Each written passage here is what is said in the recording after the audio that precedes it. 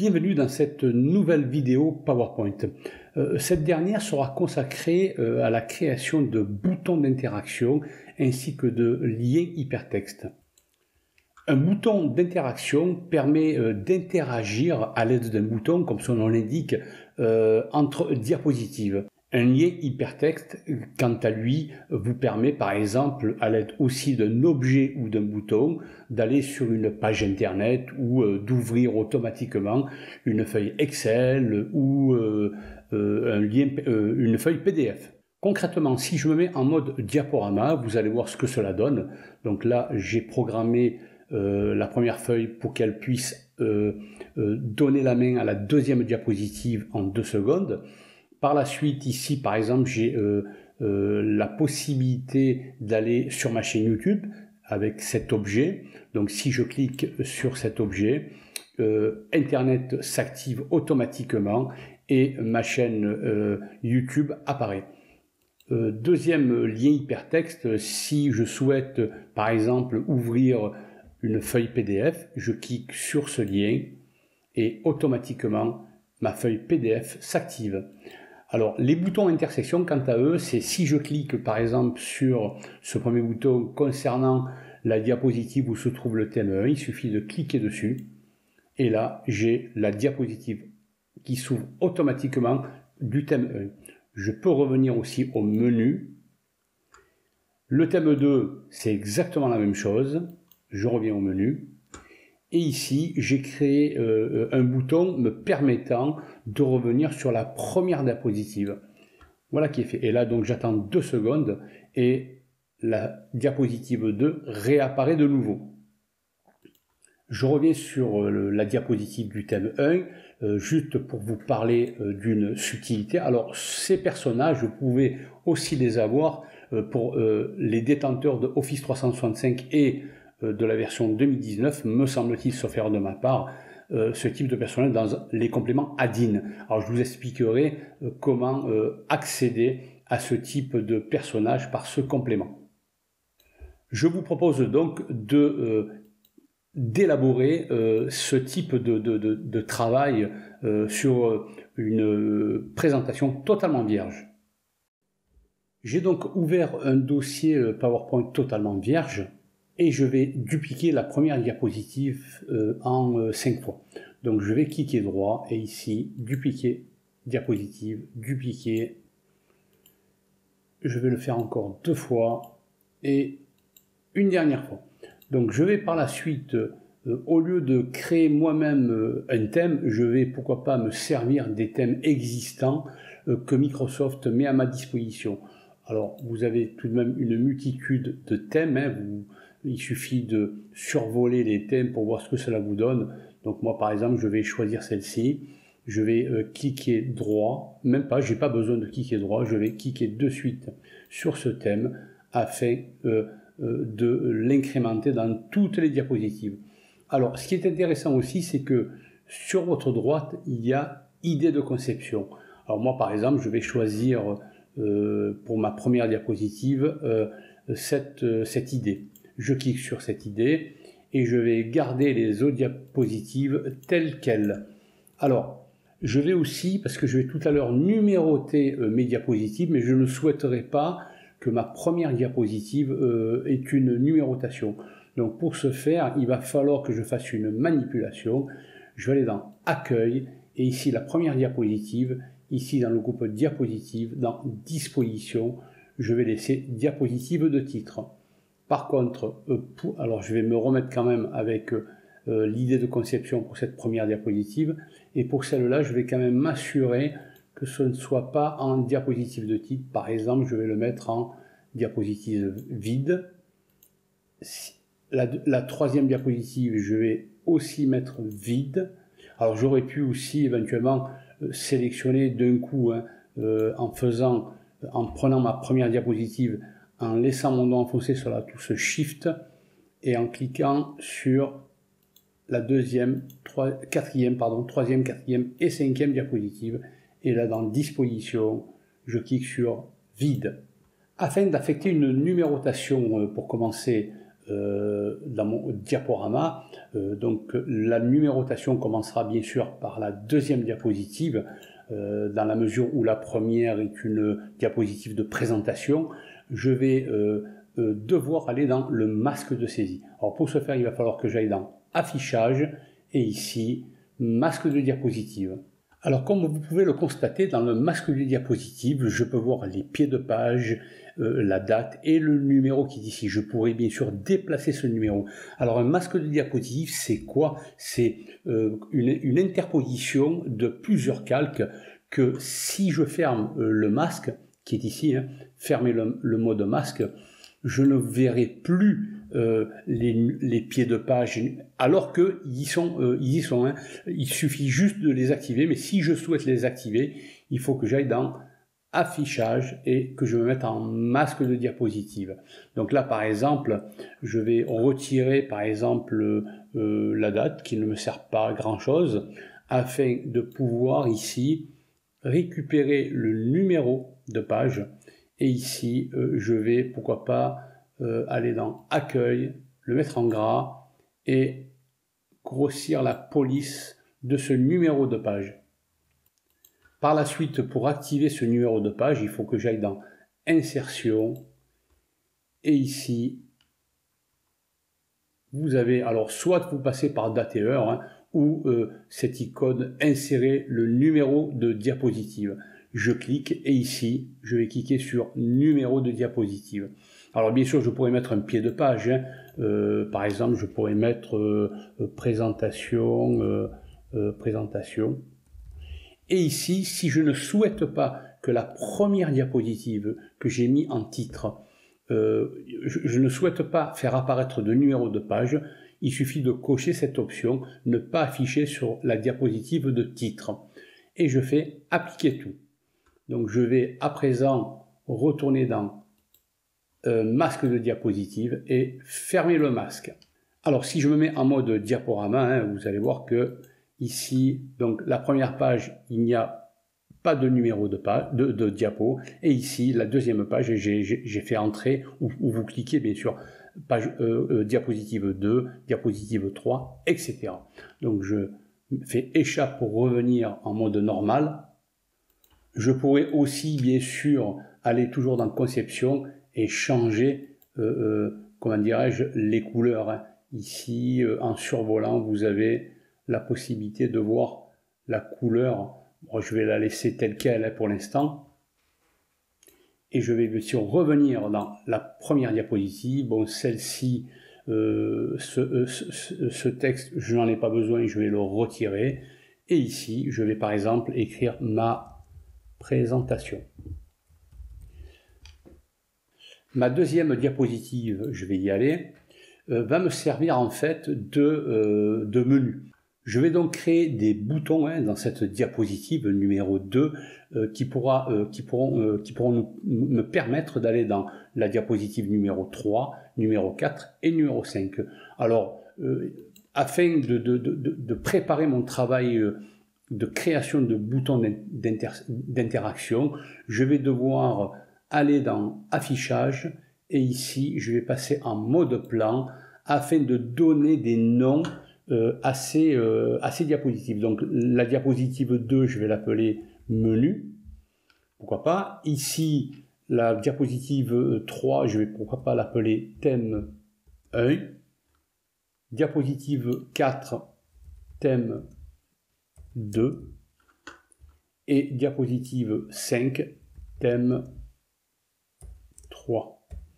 Donc je reviens en mode normal et je vais revenir dans le menu ici. Donc pourquoi pas ici, je vais aller dans Accueil, je vais centrer mon travail, je vais un petit peu réduire, ça ne sert à rien d'avoir, voilà, je vais le positionner ici. Et là je vais aller dans Insertion pour créer mes boutons. Ici dans le groupe Illustration, aller dans Forme et choisir pourquoi pas un cercle. Donc, afin que ce cercle soit le plus net possible, donc je retourne parce que j'ai perdu la main, je vais utiliser ma touche CTRL. Donc je vais, alors là c'est pas un cercle, voilà, donc je reviens ici, forme, cercle, voilà. Je laisse mon doigt enfoncé sur la touche CTRL afin que ce soit bien dessiné.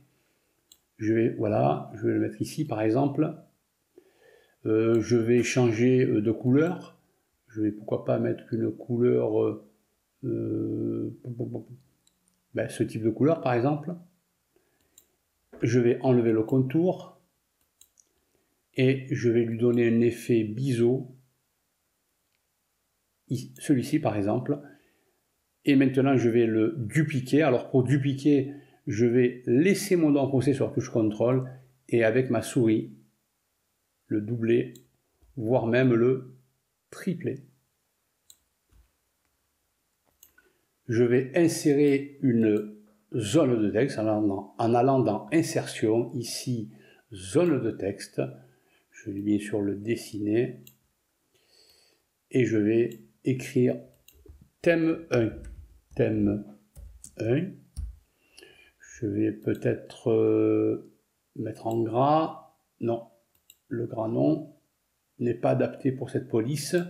Je vais un petit peu le grossir la police. Je vais aussi changer, pourquoi pas, de format. Je vais changer de remplissage du texte. Je vais le mettre de la même couleur que les boutons. Et là, pareil, pour dupliquer, je vais appuyer sur la touche CTRL avec ma souris. Je vais le doubler, voire même le tripler. Et ici, j'ai thème 1. Ici, je vais mettre thème 2. Et ici, thème 3. Je m'occuperai des liens hypertextes par la suite. Afin que ces boutons interagissent à présent avec les diapositives 3, 4 et 5, je vais sélectionner le premier bouton. Donc ce premier bouton, en cliquant dessus, je vais vouloir aller dans la diapositive 3 que j'ai nommé thème 1. Donc pour ce faire, il va falloir que j'aille dans Insertion et ici dans le groupe Lien, vous avez une icône qui s'appelle Action. Alors, il y a une boîte de dialogue qui apparaît et je vais ici cocher Créer un lien hypertexte, non pas avec la diapositive suivante bien sûr, mais avec l'option diapositive. Donc c'est pour cela que tout à l'heure je suis allé dans le mode plan afin de donner des noms. Maintenant je sais que la diapositive 3 c'est bien la diapositive qui héberge le thème 1. Donc je vais sélectionner le thème 1 et ici je vais cliquer sur OK. De nouveau sur OK. Je vais procéder de la même façon pour le bouton 2. Donc je vais dans Action, Créer un lien hypertexte vers diapositive et je vais sélectionner la diapositive 4 qui héberge le thème 2. OK, OK, et pour finaliser, ici, je vais aussi aller dans Action, Créer un lien hypertexte avec la diapositive du thème 3. Je clique sur OK et de nouveau sur OK. Alors si je me mets à présent en mode diaporama et que je clique sur le thème 1, on peut se rendre compte que je suis bien dans la diapositive 3 hébergeant le thème 1. Je fais échappe. En fait là, le souci c'est que je ne peux pas revenir à la diapositive hébergeant le menu. Donc pour ce faire, je vais aller dans le thème 1 et ici créer un objet ou une forme me permettant de créer un bouton d'interaction afin de revenir automatiquement dans la diapositive 2. Pour ce faire, je vais me positionner dans la diapositive 3 qui héberge le thème 1. Je vais insérer une forme. Donc insertion, je vais prendre par exemple une flèche. Donc je vais la dessiner. Et je vais aussi lui donner un effet biseau. Par exemple, je vais prendre celle-ci. Donc je vais sélectionner bien sûr cette forme, aller toujours dans Insertion, ici dans Action, pareil, créer un lien hypertexte et aller dans Diapositive et là je vais sélectionner Menu. Je clique sur OK et de nouveau sur OK. Donc si je me mets en diaporama, que je sélectionne cette flèche, je retourne bien dans le menu. Donc je fais Échappe. Donc il n'est pas nécessaire de refaire les mêmes manipulations pour les thèmes 2 et thème 3. Il suffit de sélectionner ce bouton, cette forme, faire un copier-coller, CTRL-C. Je vais aller dans la diapositive 4, CTRL-V. Et pareil pour la diapositive 3, CTRL-V. Donc je vais tester de nouveau pour le thème 3, la 5e diapositive. Si je clique sur cette flèche, je reviens bien dans la diapositive menu. Si je souhaite à présent revenir dans la feuille présentation, ma présentation, c'est-à-dire la diapositive 1, je vais encore créer une forme. Je vais prendre par exemple cette fois-ci une étoile, celle-ci par exemple. Je vais la positionner, alors je vais la refaire, forme, étoile, je vais la dessiner ici, et je vais aussi lui donner un effet biseau, par exemple celui-ci, celui-ci, pourquoi pas, avec peut-être une ombre. Voilà, alors si je veux travailler sur l'ombre, je vais aller dans Effet, Ombre et Ombre d'option.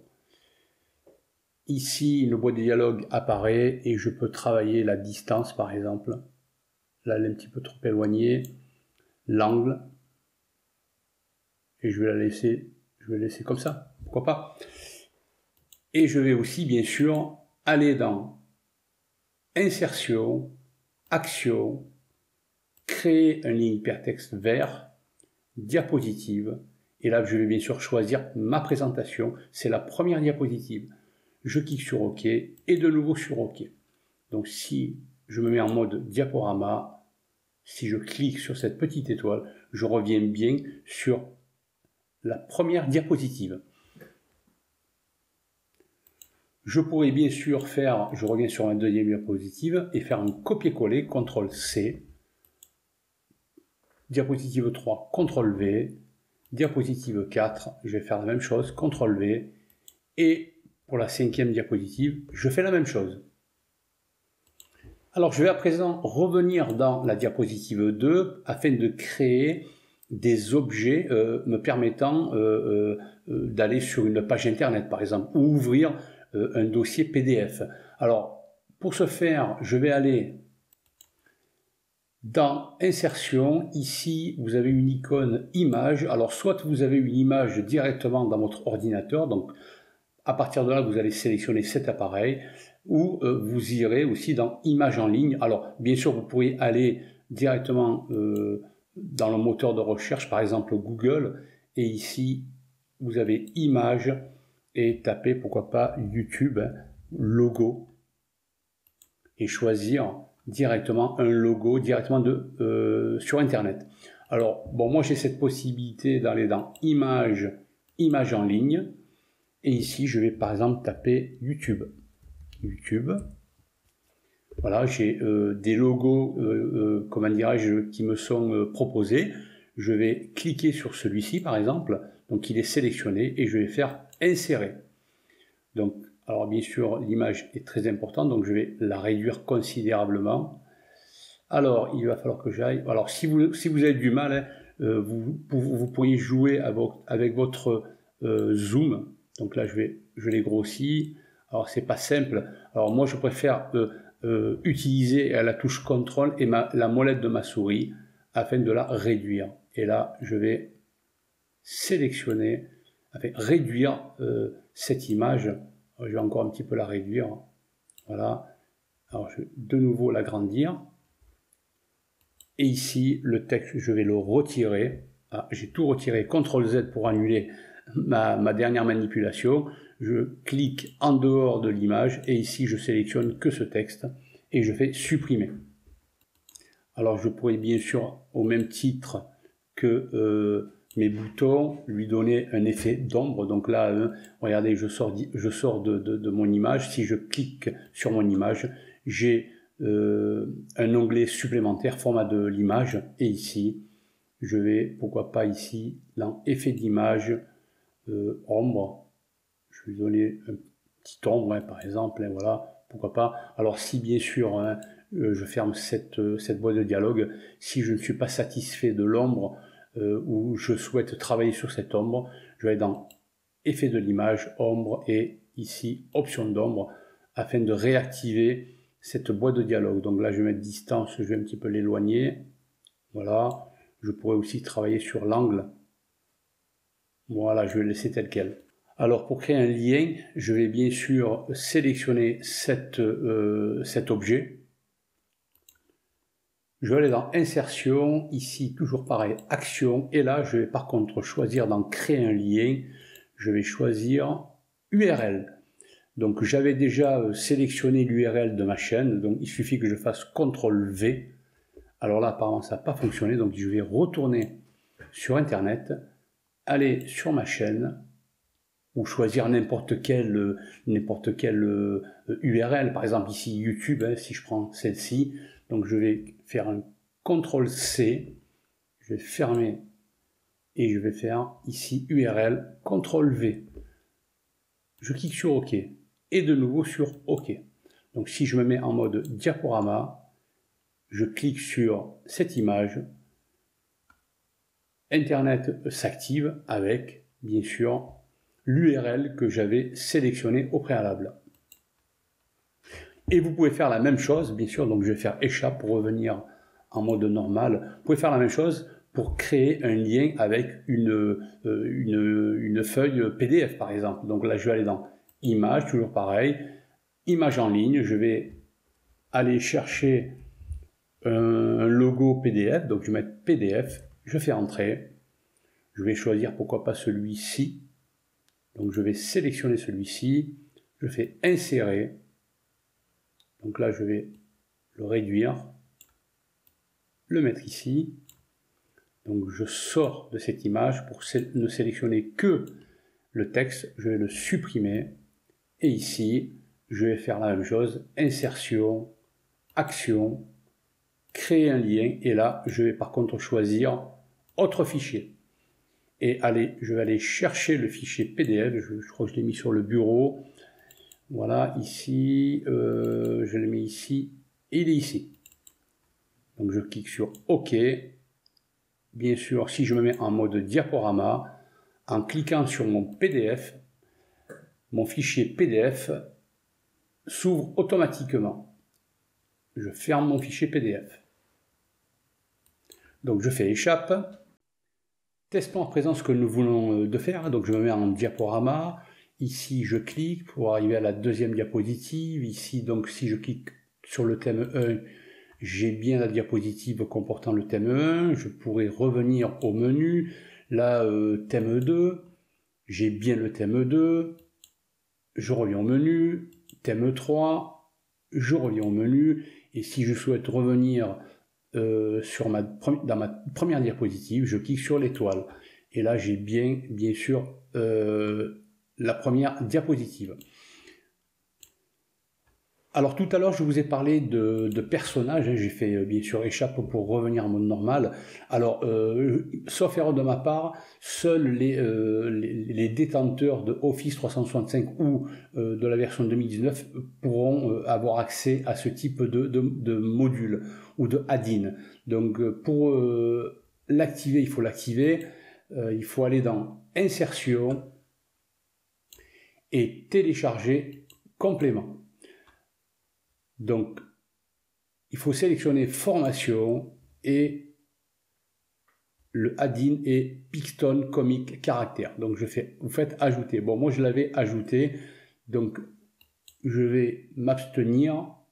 Par la suite, il faudra aller dans Accueil et au fond, commande de groupe, vous avez Picton. Donc, je vais par exemple choisir. Alors, je vais mettre d'abord sur la sur la diapositive numéro 3, je vais fermer ça, cliquer sur Picton et je vais par exemple donc Get Start, ok, je vais choisir par exemple un personnage, par exemple ce jeune homme, je vais par exemple prendre avec une peau assez claire, blond, Et voilà, le même. Et par la suite, je sélectionne celui-ci. À partir de là, je choisis mon modèle, par exemple celui-ci. Il est sélectionné, donc je vais bien sûr le réduire. Et je vais le positionner ici. Alors je vais faire la même chose avec la diapositive 4 et la diapositive 5. Voilà, cette formation est achevée. J'espère qu'elle vous a plu. N'hésitez pas à vous abonner le cas échéant et à cliquer sur la petite cloche afin de recevoir les dernières notifications. Quant à moi, je vous donne rendez-vous dans une prochaine formation. À bientôt et au revoir.